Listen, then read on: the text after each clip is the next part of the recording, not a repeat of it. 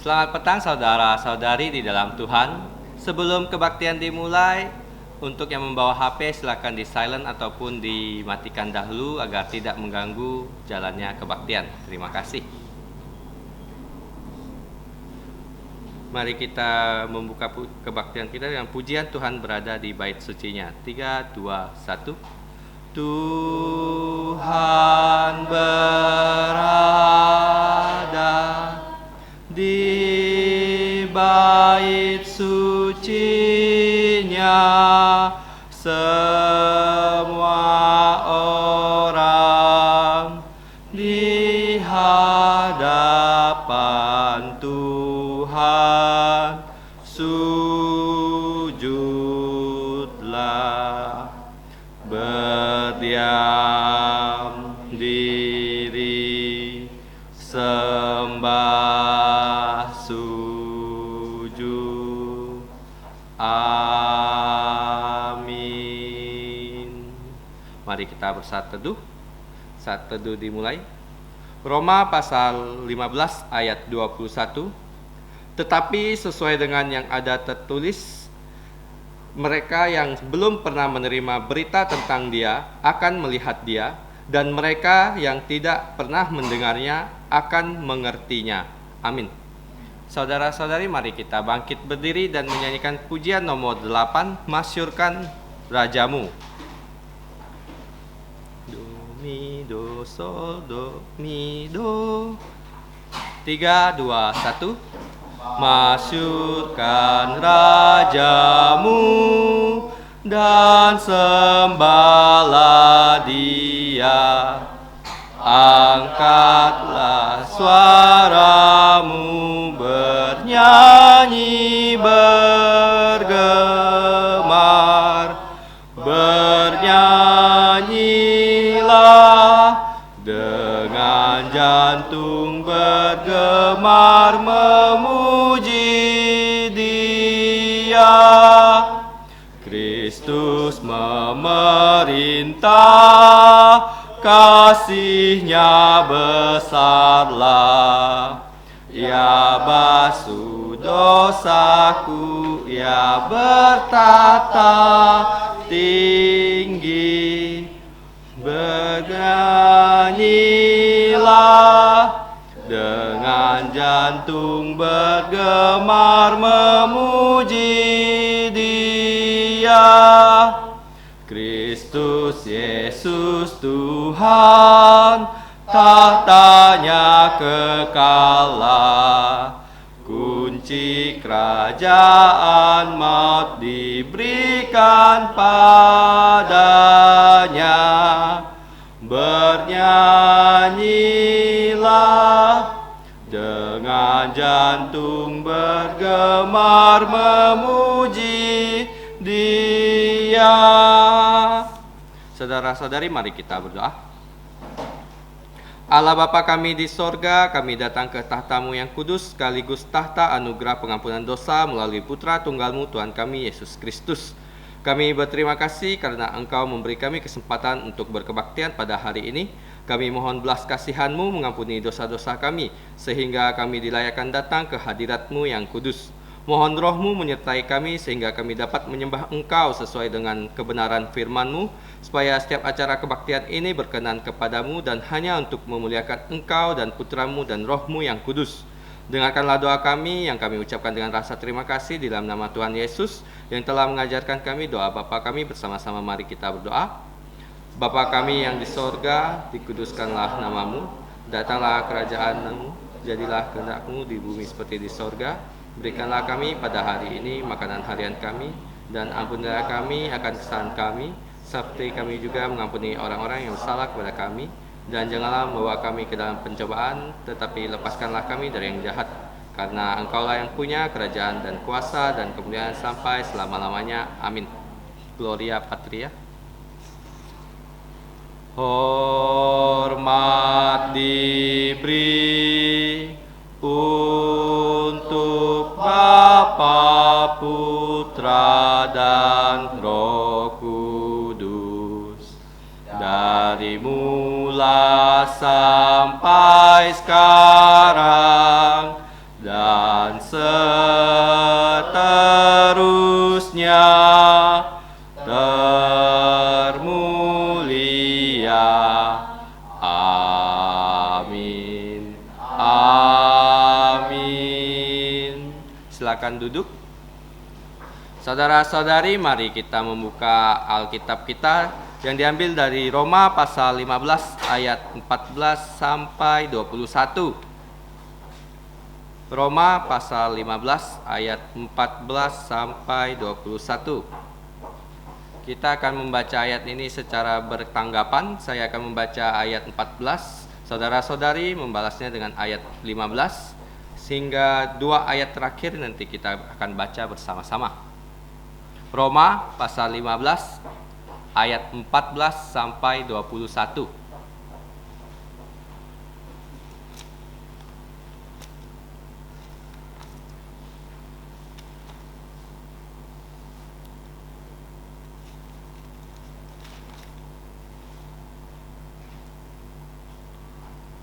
Oke, sudah membukanya, kita akan baca.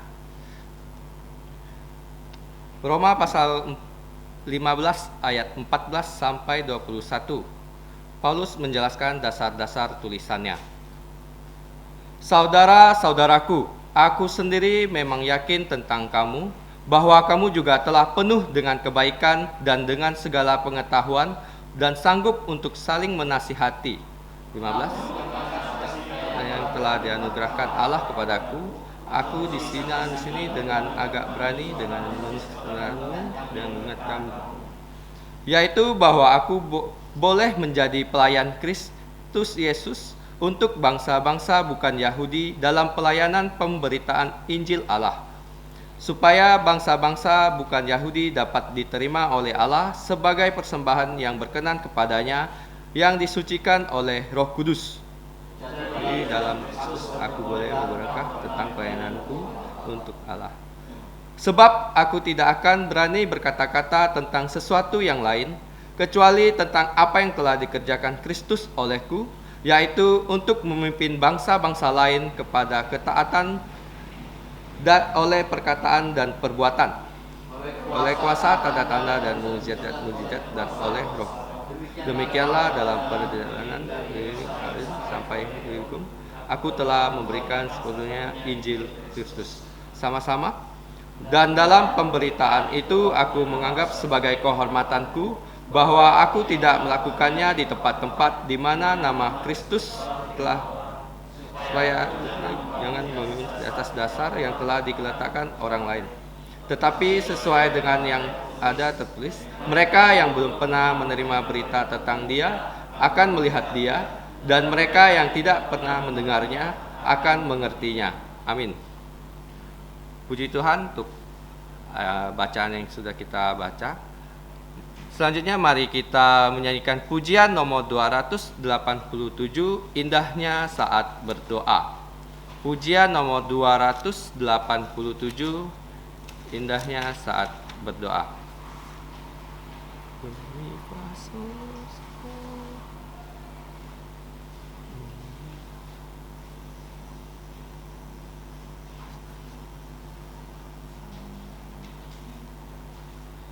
Do mi fa sol la si. 3, 2, 1. Indahnya saat berdoa, lepaslah semua dosaku, bawalah ku kepadanya, ku curahkan isi kalbu.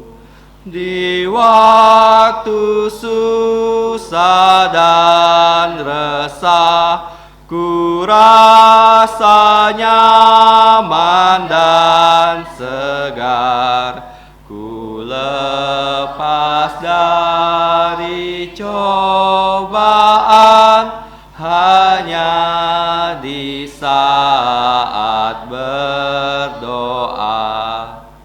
Indahnya saat berdoa, yang ku mohon didengarnya. Betapa sungguh imanku berharap kepadanya. Ia memanggilku, datanglah, percaya pada firman-Nya. Beban dosaku tanggalkan, menunggu saat berdoa. Saudara-saudari, mari kita lihat ayat hafalan yang terdapat di buletin, yang diambil dari Roma pasal 15 ayat 17. Kita akan membaca ayat ini sebanyak 2 kali, dan kali ketiga kita akan mencoba menghafalkannya bersama-sama. Mari kita baca bersama-sama. 3, 2, 1. Roma pasal 15 ayat 17. Jadi di dalam Kristus aku boleh bermegah tentang pelayananku bagi Allah. Sekali lagi kita baca bersama-sama. 1, 2, 3. Roma pasal 15 ayat 17. Jadi dalam Kristus aku boleh bermegah tentang pelayananku bagi Allah. Saya akan memberi waktu untuk kita mencoba menghafalkannya.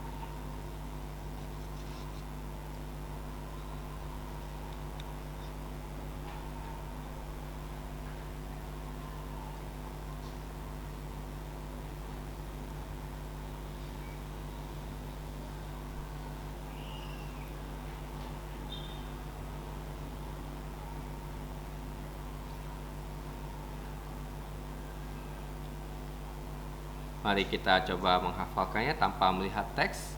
3, 2, 1. Roma pasal 15 ayat 17. Jadi dalam Kristus aku boleh bermegah tentang pelayananku bagi Allah. Amin. Selanjutnya kita akan memberikan persembahan. Kantung persembahan akan dibawakan oleh saudari Veronica. Sambil menjalankan persembahan, mari kita menyanyikan pujian nomor 124. Yesus bayar semua.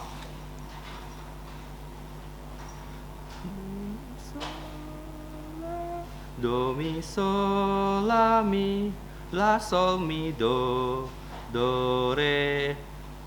3, 2, 1.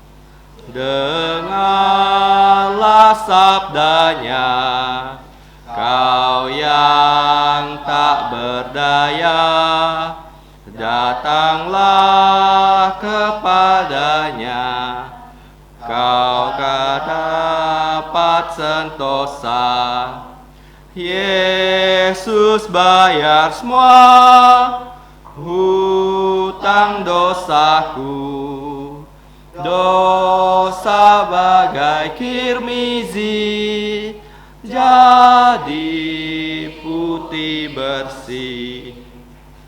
Tiadalah padaku suatu kebaikan, tapi darah Tuhanku memberikan kelepasan. Yesus bayar semua hutang dosaku. Dosa bagai kirmizi, jadi putih bersih. Di depan tahtanya sekarang ku bertelut, ku jadi anak Allah, jantungku bersyukurlah. Yesus bayar semua hutang dosaku.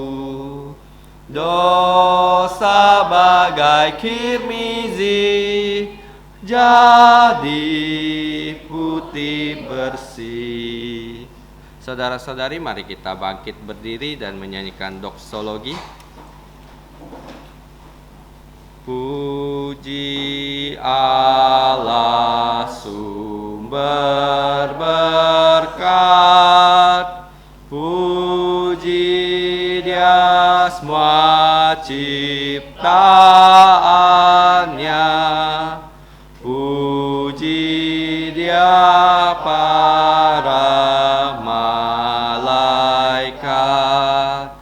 Bapa, Putra, dan Roh Kudus. Amin. Mari kita berdoa. Bapa kami di sorga, kami menyerahkan persembahan kami, kiranya Engkau berkenan menerimanya. Pakailah persembahan ini untuk kemuliaan nama-Mu dalam pelayanan dan perluasan kerajaan-Mu di muka bumi. Berkatilah saudara-saudari yang telah membawa persembahan ini, khususnya anak-anak yang uangnya berasal dari orang tua mereka, supaya kami semua keluarga percaya Tuhan Yesus dan diselamatkan. Ajarlah kami melayani Engkau sebagai korban hidup yang memuliakan nama-Mu. Demikianlah kami berdoa dan berterima kasih di dalam nama Tuhan Yesus. Amin. Silakan duduk. Untuk anak-anak silakan ke tempat sekolah minggu.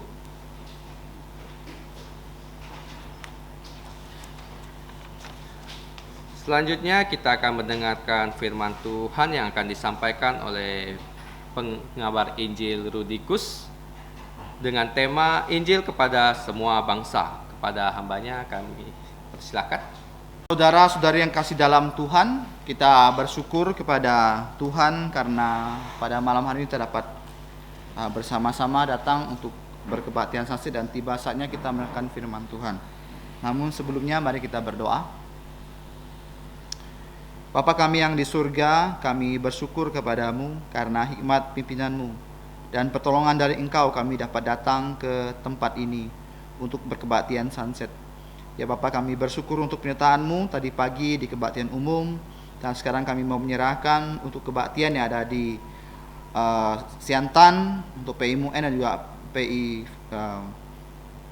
AFI yang di sana. Tuhan yang tolong mereka agar Tuhan berikan hikmat yang dari Engkau. Kami juga menyerahkan untuk kebaktian sunset yang ada di part nomor 2, menyerahkan untuk PI Zakaria dan juga PI Julimin dan Madalena di sana. Tuhan yang memimpin dan menolong agar dapat berjalan lancar. Kami juga menyerahkan untuk Pak Gembala kami yang ada di Pineng sekarang. Tuhan juga menolong sekeluarga dan apa yang dikerjakan di sana agar memuliakan nama-Mu. Terima kasih Bapa. Sekarang kami mau mendengarkan firman-Mu. Tuhan berikan kami hikmat didikan, buka pikiran kami untuk mengerti firman Tuhan. Terima kasih Tuhan, ampuni segala dosa kesalahan kami berdoa dalam nama Tuhan Yesus. Amin. Di dunia ini banyak sekali perjanjian ya. Contohnya perjanjian kerja. Nah, di saat kita mau bekerja, biasanya perusahaan akan memberikan suatu lembar namanya perjanjian kerja dan kita akan sign di situ. Kita akan tanda tangan, dari situ akan dituliskan ketentuan-ketentuan. Misalnya kita kerja di kontrak ya. Sekarang jarang ada perusahaan yang mau menerima karyawan tetap, karena mereka akan berpikir bahwa kalau karyawan tetap sesuai dengan undang-undang, kalau mereka keluar akan diberi pesangon. Jadi kebanyakan sekarang perusahaan yang akan menggunakan namanya perjanjian kontrak kerja. Jadi kontrak sekian, kalau dia keluar ya udah nggak ada pesangon. Kalau di PHK pun ya udah nggak ada pesangon. Bukankah seperti itu? Jarang perusahaan yang mau menerima sekarang karyawan tetap, kecuali dia sudah bekerja sekian tahun dipandang baik, baru perusahaan angkat dia menjadi karyawan tetap. Itu adalah taktik ya, namanya taktik perusahaan. Nah, ada juga namanya perjanjian jual beli. Nah, perjanjian jual beli contohnya begini. Penjual dan pembeli, penjual menetapkan harga sekian dan dibeli dengan sekian. Dengan perjanjian nanti setelah itu ada biaya-biaya ditanggung oleh si A atau si B. Itu namanya perjanjian jual beli. Dalam jangka waktu sekian-sekian tidak bisa digugat. karena sudah menandatangani namanya akta jual beli. Nah, itu namanya perjanjian jual beli. Misalnya, saya menjual rumah kepada saudara Rio, sekian-sekian, dapat pajak sekian persen. Kalau biasanya pajak jual beli itu 2% dari harga penjualan. Seperti itu. Nah, jadi ada banyak perjanjian di dalam dunia ini. Contoh juga perjanjian nikah. Ya, artinya mereka berjanji, mereka bersumpah bahwa mereka akan sehidup semati di dalam rumah tangga sampai maut memisahkan. Jadi dalam keluarga Kristen itu tidak ada namanya perceraian, kecuali except salah satu pihak itu berzina, boleh diceraikan. Kasusnya Pak Ahok, banyak orang yang tidak setuju dengan Pak Ahok untuk bercerai, tapi dengan jelas bahwa istrinya ya melakukan hal-hal yang tidak sesuai dengan Alkitab, dan Alkitab mengatakan boleh bercerai. Nah, itu kecualinya ya. Nah, sekarang kita lihat untuk anak-anak muda, mungkin ada perjanjian pertemanan, perjanjian pacaran, ada kan? Misalnya kamu misalnya setiap kali keluar minggu ini kamu yang traktir, minggu depan gantian saya yang traktir, ada kayak gitu kan? Atau misalnya kita tidak boleh mencampuri terlalu privasi, ada batas-batasnya. Misalnya handphone saya nggak boleh kamu buka, kalau dibuka berbahaya. Nah, seperti itu perjanjian dan perjanjian ya. Nah, itu banyak sekali perjanjian. Nah, sekarang, itu perjanjian itu disetujui oleh dua belah pihak, antara pihak A dan pihak B. Kalau ketemu baru boleh perjanjian. Tapi kalau pihak A tidak setuju atau pihak B tidak setuju, nggak ada perjanjian. Misalnya jual beli, saya maunya jualnya 50 juta, tapi yang mau beli 40, nggak ketemu-ketemu, nggak ada namanya range negosiasi, nggak ketemu-temu, jadi nggak bisa. Jadi nggak bisa disebut perjanjian. Perjanjian harus disetujui oleh kedua belah pihak. Nah, sekarang di pihak Allah, kalau dia mengadakan perjanjian itu nggak perlu disetujui oleh manusia, iya atau tidak. Jadi kalau Allah bilang A, manusia mau tidak mau harus ikut apa yang diberikan oleh Allah. Itulah perjanjian Allah secara sepihak. Bukan berarti Allah itu tidak adil, karena Allah tahu yang terbaik yang akan diberikan oleh Allah kepada manusia. Contohnya perjanjian Allah kepada Adam. Apa janjinya kepada Adam? Bahwa keturunan perempuan akan meremukkan kepala si ular, dan si ular akan meremukkan tumit dari keturunan perempuan. Bukan seperti itu? Siapa? Tuhan Yesus. Pernahkah Allah bilang sama Adam, Adam, saya buat begini ya, kamu setuju nggak? Kalau nggak, saya batal nih. Pernah nggak seperti itu? Nggak pernah. Lalu Allah juga nggak pernah bernego dengan setan. Setan, nanti ya keturunanmu ya akan dirumukkan oleh keturunan Adam. Seperti itu kah? Kamu setuju nggak? Setan bilang, jangan, saya nggak mau. Bisa nggak seperti itu? Tidak bisa. Jadi ketika Allah memberikan perjanjian kepada manusia, kepada Adam nggak bisa nolak, dan setan pun nggak bisa nolak, dan sudah ditetapkan. Oleh karena itu kita tahu bahwa Allah adalah yang berkuasa, diktator absolut. Dia juga eksekutif, dia juga legislatif, dia juga yudikatif. Dia juga yang membuat undang-undang, dia juga yang melaksanakan undang-undang, dia juga yang mengadili. Jadi sekali Allah memberikan perjanjian kepada manusia, tidak ada yang bisa nolak. Lalu Allah juga memberikan perjanjian kepada Nuh. Apa janji Allah kepada Nuh? Pelangi.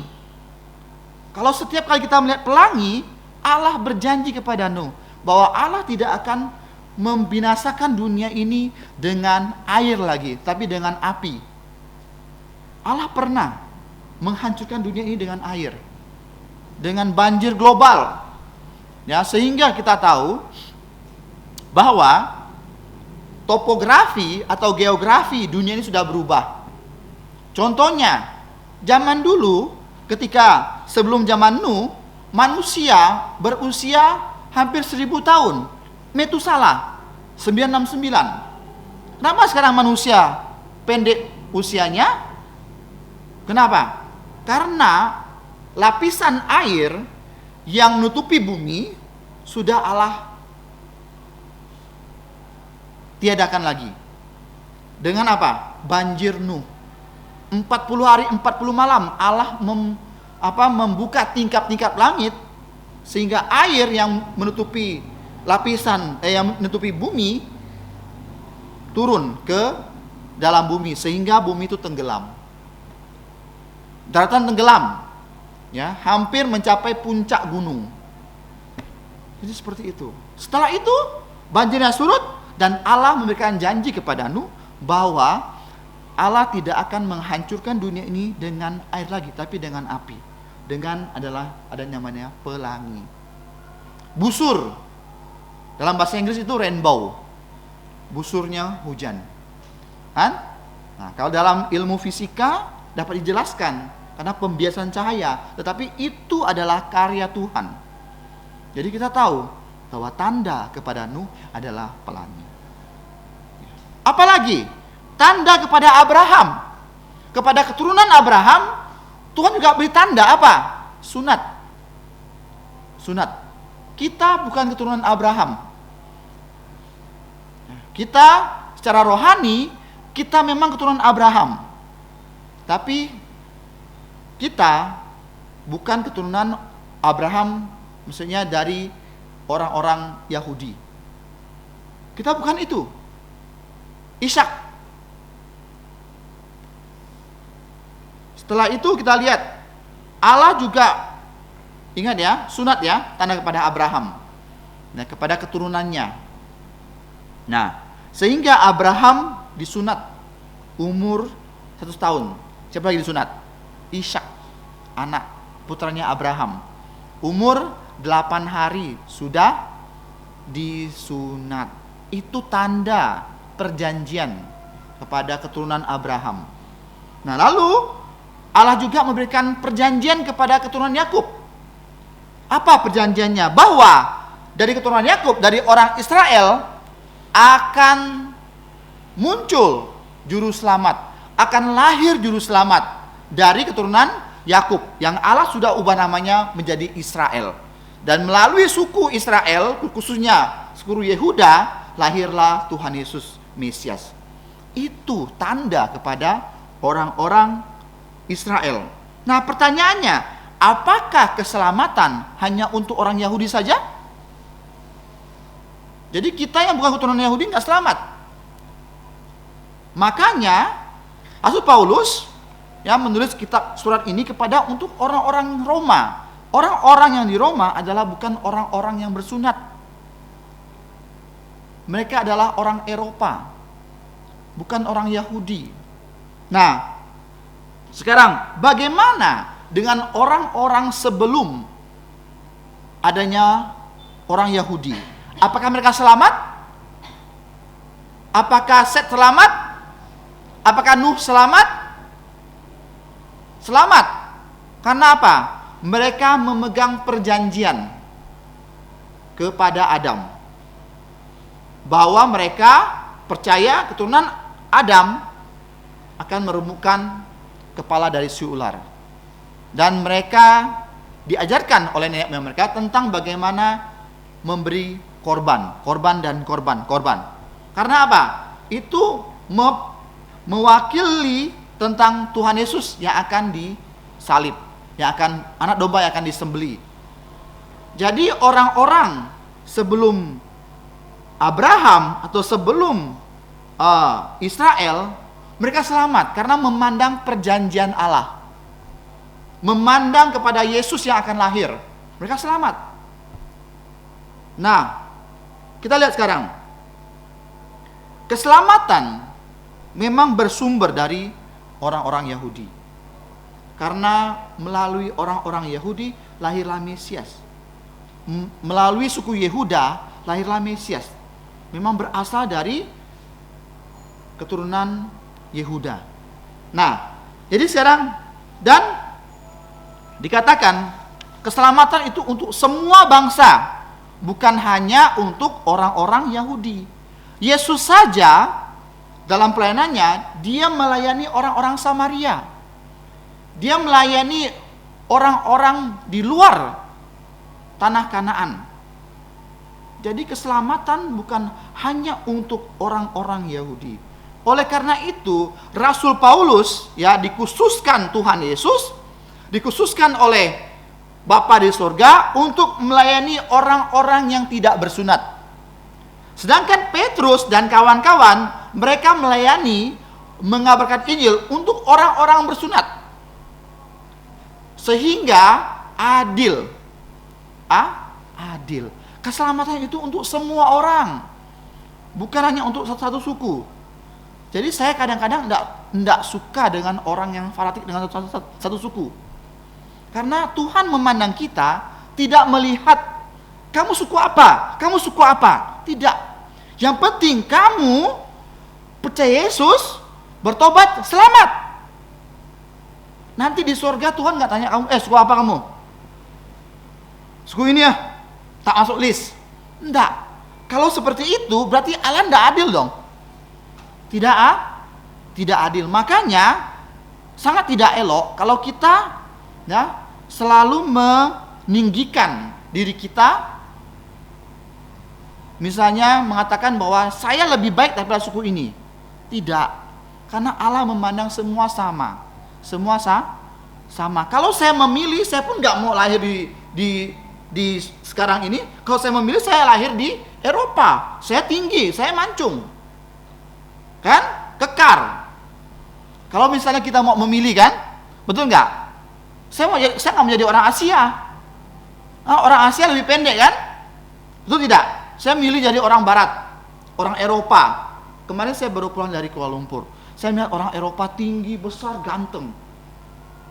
Lalu saya lihat di saya, kok saya orang Asia kecil gitu, jelek, pesek lagi. Apakah kita bisa memilih? Kita mau lahir di keluarga mana? Tidak bisa. Jadi apakah orang Asia tidak selamat? Tidak. Justru keselamatan datang dari orang suku Yahudi, suku Yehuda, dari Asia. Nah, jadi tidak membuat kita menjadi fanatik dengan sukuisme kita. Ini yang penting. Jadi makanya Paulus, dia adalah seorang rabi. Dia mengerti hukum Taurat. Dia lebih pandai daripada orang lain. Dia belajar firman Tuhan dengan semaksimal. Tapi Tuhan suruh dia, kamu tidak untuk orang Yahudi. Kamu harus keluar dari zona nyaman kamu. Keluar menginjili untuk orang-orang tak bersunat. Orang-orang yang belum pernah kenal Tuhan Yesus. Jadi untuk orang-orang Yahudi sendiri, Mesias itu sangat familiar untuk mereka. Mereka tahu Mesias akan lahir, tetapi mereka tidak menerima Mesias yang seperti Yesus. Yang lahir miskin, dari keluarga miskin. Banyak orang sekarang yang materialismenya sangat tinggi, memandang segala sesuatu dengan materi. Memang di dunia ini penting materi. Saya tidak mengatakan tidak penting, penting. Tetapi kita harus lihat bahwa materialisme yang ada di dunia ini sementara. Di saat kita bertemu dengan Tuhan Yesus, Tuhan tidak bilang, kamu sudah usaha berapa untungnya? Sudah berapa kamu di dunia ini kumpulkan harta? Udah berapa kilo emas kamu kumpulkan? Tidak. Tuhan bilang, tanya kamu, sudah percaya Tuhan Yesus? Berapa jiwa yang kamu bawa? Itu yang Tuhan tanya loh.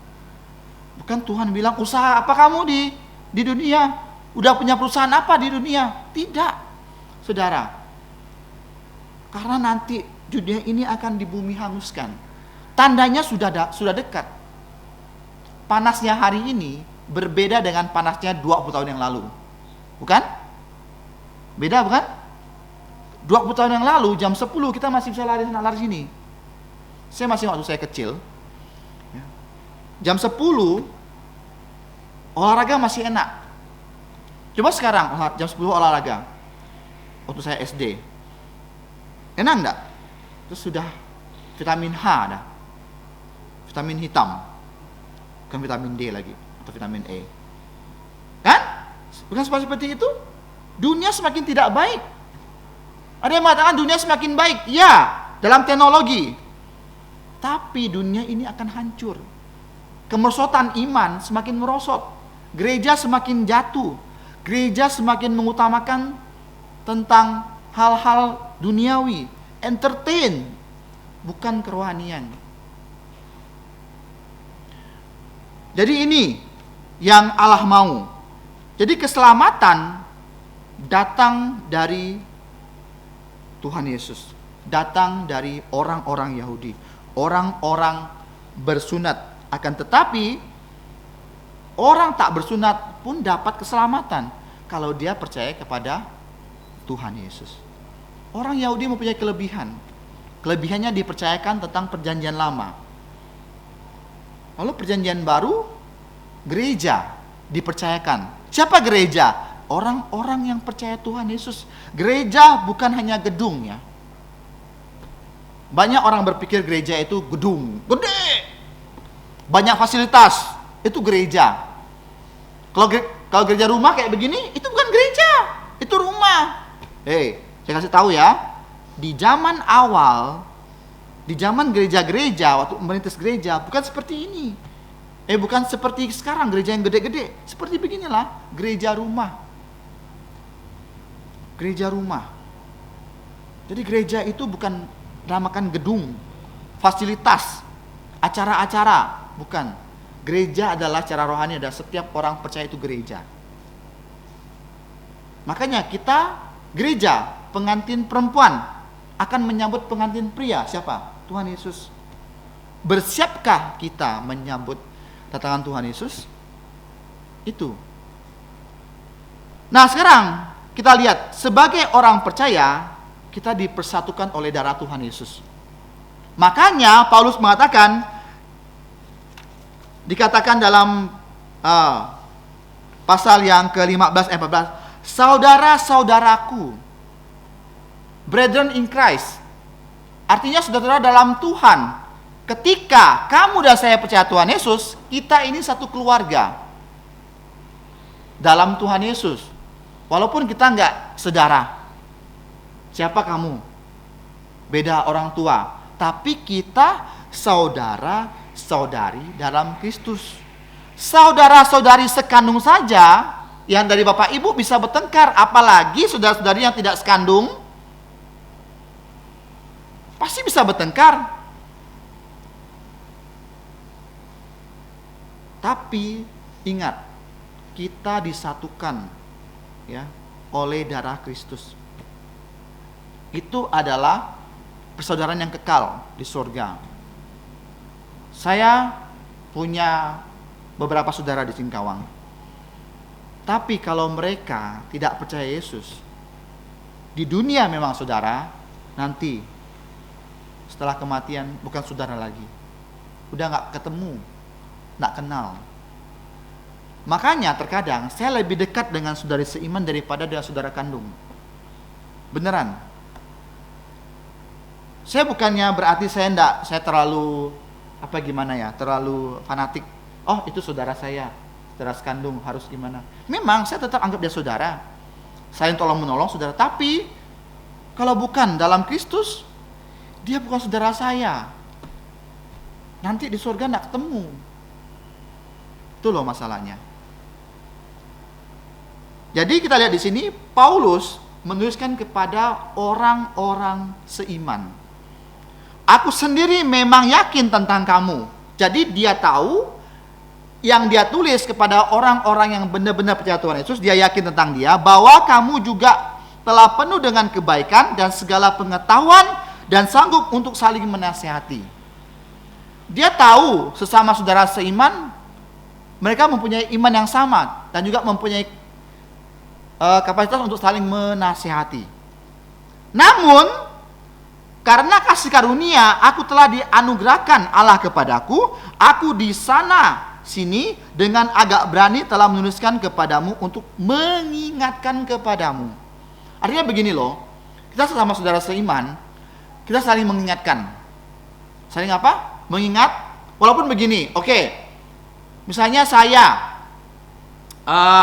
di gereja 10 tahun. Kamu di gereja 15 tahun. Tapi saya berani saling menasihati kepadamu. Bukan berarti saya harus lebih pintar daripada kamu, tidak. Kita harus saling menasihati karena manusia penuh dengan kekurangan. Saya bisa salah, kamu bisa salah. Apa salahnya kalau kita saling menasihati? Kita melihat saudara kita yang salah, kita kasih tahu lah. Tapi dengan tujuan untuk membangun, bukan dengan tujuan untuk menjatuhkan. Untuk membangun. Kadang-kadang saya dinasihati oleh saudara seseling, walaupun usianya lebih muda daripada saya. Walaupun saya seorang hamba Tuhan, apa salahnya saya dinasihatin oleh orang yang bukan hamba Tuhan? Kalau toh dia memang benar. Seperti itu kan? Betul enggak? Saya juga sering dikasih tahu oleh orang yang di bawah umur daripada saya.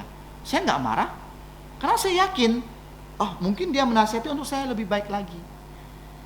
Jadi jangan merasa, saya tua, saya lebih pandai, saya sekolah lebih tinggi. Jadi kalau ada orang rendah menasihati saya akan marah. Merasa, kamu siapa sih? Kamu sekolahnya kelas berapa? Baru S1, mau nasihati S3? Seperti itu loh. Enggak. Karena setiap manusia ada kurang, ada lebih. Makanya saling mengingatkan. Makanya kita disebut saudara-saudari, bukan atasan bawahan. Kalau bawahan jarang bisa menasihati atasan. Seperti itu. Kalau saudara kan enak. Begini loh abangku, begini loh adekku. Seperti itu. Coba atasan sama bawahan. Kita ngomong sama atasan, dia nggak terima loh biasanya. Karena dia merasa dia kedudukan tinggi. Dia merasa dia lebih pintar, lebih pengalaman, lebih berusia, lebih tua. Seperti itu. Nah, Paulus di sini dia mengatakan, aku dengan agak berani. Artinya dia merendahkan dirinya. Dengan agak berani, ya, aku menuliskan kepadamu dan untuk mengingatkan kamu. Menegur dengan kelembutan itu lebih enak loh daripada menegur dengan membentak. Ya, yaitu bahwa aku boleh menjadi pelayan Yesus Kristus bagi bangsa-bangsa bukan Yahudi dalam pelayanan pemberitaan Injil Allah, supaya bangsa-bangsa bukan Yahudi dapat diterima oleh Allah sebagai persembahan yang berkenan kepadanya, yang disucikan oleh Roh Kudus. Di sini Paulus menuliskan kepada orang-orang sesama Yahudi agar tidak ada pertentangan. Kenapa? Karena Petrus dengan Paulus pernah berselisih tentang Rasul Paulus mengabarkan Injil kepada orang-orang bukan Yahudi. Pernah bertentangan di sidang gereja, di Kisah Para Rasul. Pernah bertentangan. Jadi hamba Tuhan itu, kalau bertentangan itu biasa. Biasa. Artinya dalam pertentangan itu, kita cari jalan keluar. Bukan berarti setelah pertentangan keluar bermusuhan. Itu tidak boleh. Jadi saling membangun. Mengatakan kepada orang-orang Yahudi, aku sebagai orang Yahudi dipercayakan Allah untuk memberitakan Injil kepada orang-orang yang tak bersunat. Dikatakan lagi, jadi di dalam Kristus aku boleh bermegah tentang pelayananku kepada Allah. Di sini dikatakan aku boleh bermegah, artinya aku boleh bersyukur kepada Allah. Karena melalui aku, bersyukur ya, bukan bersombong ya. Bersyukur, karena melalui aku boleh membawa orang-orang bukan Yahudi percaya kepada Yesus. Saya kadang-kadang bersyukur kepada Tuhan. Dan sering bersyukur. Karena banyak ya remaja-remaji yang dulu bersama-sama dengan saya dapat bertahan imannya. Saya bersyukur. Saya bermegah dalam Tuhan. Jadi saya bersyukur. Contohnya Saudari Lucy. kelas 6. Dari kelas 6 kan? Saya sering bawa dia pakai mobil silver. Saya masih ingat, Bu Ango duduk depan, Lucy duduk depan. Karena mobilnya kecil kan, jemput Messi sekeluarga. Lucy setelah dari gereja satu dia pindah ke gereja kita kan. Karena dia dari sama temennya kan di mana? Dia itu saya jemput di mana? Jemput di situ kan? Cuma apa? Taman Sungaraya saya jemput. Karena ikut mamanya. Jadi kan lama kelamaan saudara-saudara Meta, Messi juga, beberapa juga saudari remaja dapat setia. Saya bersyukur, saya bermegah dalam Kristus. Saya bersyukur. Kan berarti, Lucy, karena aku ya bawa kamu ya sering ke gereja, kamu harus berterima kasih sama aku ya. Tidak seperti itu. Itu namanya apa? Tidak ikhlas, sombong itu namanya. Sombong. Jadi kita harus bersyukur. Karena Tuhan percayakan kepada saya, melalui saya membawa para remaja. Iga. Itu contoh jelas tuh. Waktu persekutuan remaja-remaji, saya jemput dia, itu siuhia, kata orang Hakka bilang. Karena apa? Setiap kali saya sampai di gang, sebelum saya persekutuan namanya pemuda, saya WA dia, Iga datang ya, kebaktian persekutuan namanya pemuda, iya kok katanya. Saya jemput sampai depan rumah, sampai depan gang, nggak jadi kok. Tadi saya udah keluar, aku tak datang, jadi saya balik lagi. Gimana rasanya? Gimana rasanya? Tapi saya bersyukur melalui kesabaran yang Tuhan berikan kepada saya jemput lagi bulan depan. Saya jemput lagi bulan depan. Tak ada, saya jemput lagi. Sampai dia merasa betah di gereja. Dan sampai sekarang dia berkebaktian di gereja kita. Sampai dia menikah, sampai dia punya anak 2 lagi. Itu kemegahan saya dalam Tuhan. Itu artinya. Jadi Paulus bermegah. Dia bersyukur. Melalui dia, Injil diberitakan kepada orang-orang tak bersunat. Jadi, sebab aku tidak akan berani berkata-kata tentang sesuatu yang lain, kecuali tentang apa yang telah dikerjakan Kristus olehku, yaitu untuk memimpin bangsa-bangsa lain kepada ketaatan, kepada perkataan, perbuatan. Dan oleh kuasa-kuasa dan tanda-tanda, mujizat-mujizat, oleh kuasa roh, demikian dalam perjalanan keliling dari Yerusalem sampai ke Illyricum, aku telah memberitakan sepenuhnya Injil Kristus. Artinya begini ya, melalui Paulus, melalui Paulus, Tuhan Yesus melalui Injilnya diberitakan kepada orang-orang bukan Yahudi, ya, sehingga dia mengatakan tentang Yesus saja. Jadi banyak orang kalau kita ketemu dengan orang tuh dia mengatakan aku loh pengalaman 38 tahun di pemerintahan. Aku pengalaman gini-gini. Dia nggak pernah bilang bahwa apa yang telah dikerjakan oleh Yesus dalam dirinya. Selalu dia bilang aku hebat di ini. Aku hebat di ini. Nggak perlu. Kamu ceritakan bagaimana Tuhan menolong kamu. Itu yang membangun orang. Kalau kamu mengatakan diri kamu menyombongkan diri. Aku pernah jadi begini di perusahaan. Aku jadi begini. Tidak, orang nggak. Semakin kamu cerita tentang itu, semakin orang menganggap kamu itu sombong. Tapi semakin kamu cerita tentang Tuhan, pekerjaan Tuhan kepada diri kamu, itu akan membangun orang, mengedifikasi orang supaya imannya terbangun. Itu yang paling penting. Itu yang paling penting. Nah, terakhir, tetapi sesuai dengan yang ditulis, mereka yang belum pernah mendengar, menerima berita tentang dia, melihat dan akan melihat dia, dan mereka tidak pernah mendengarnya akan mengerti. Artinya begini, Paulus, ya, di sini Paulus menyampaikan bahwa pekerjaan yang dilakukannya sampai pada akhirnya akan diketahui oleh semua orang. Jadi Paulus tidak perlu mempromosikan tentang dirinya sendiri. Pekerjaan-pekerjaannya lah yang mempromosikan dia. Jadi kita nggak perlu gila promosi, gila pangkat, gila hormat.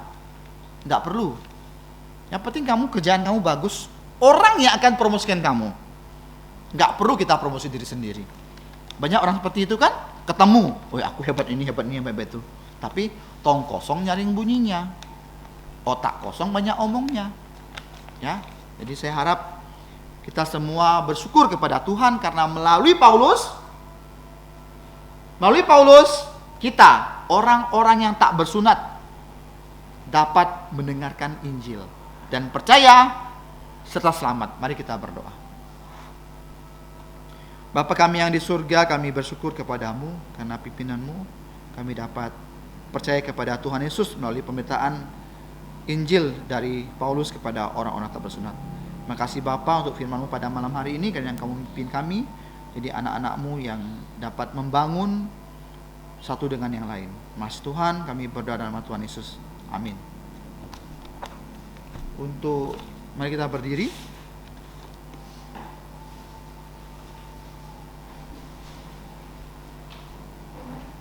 Kita menyanyikan pujian dengan pujian nomor 305, Hari yang Penuh Mulia.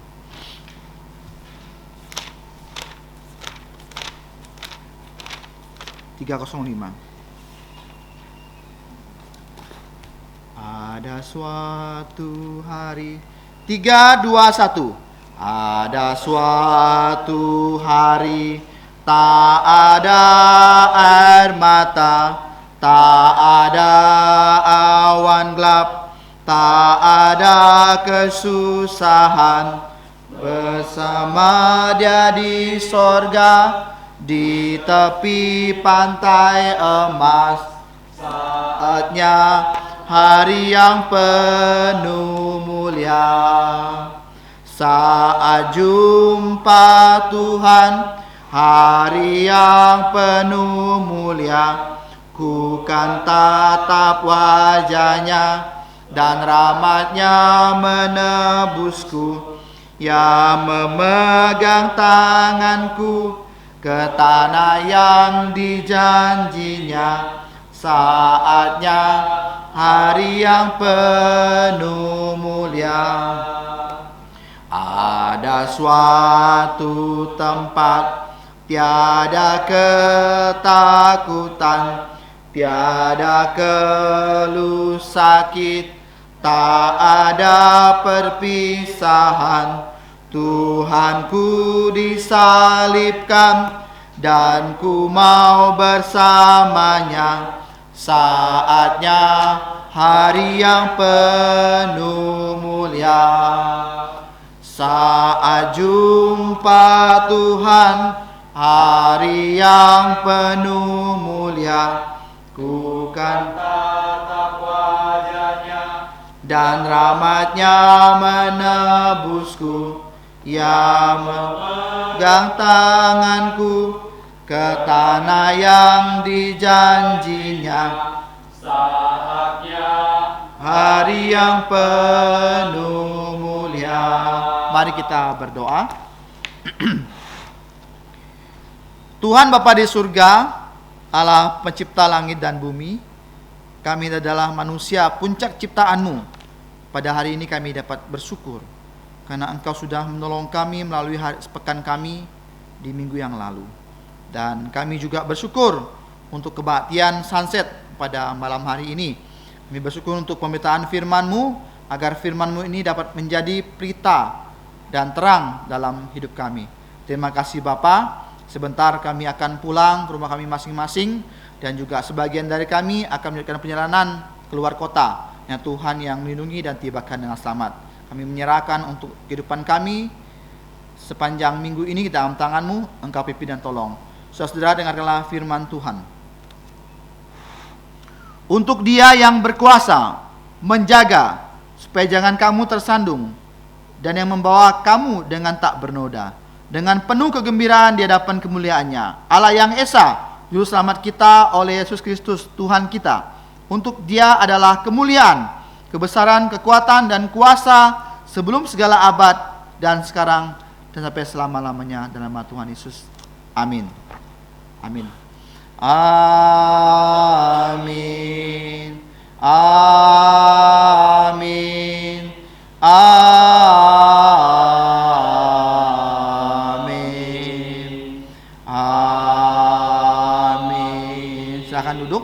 kebaktian selesai.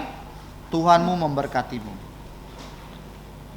Tuhan memberkatimu. Tuhan melindungi, menyinarimu, memberi kasih karunia. Tuhan menyinarimu dengan wajahnya, memberi kasih karunia, karunia damai sejahtera diberi Tuhanmu. Amin.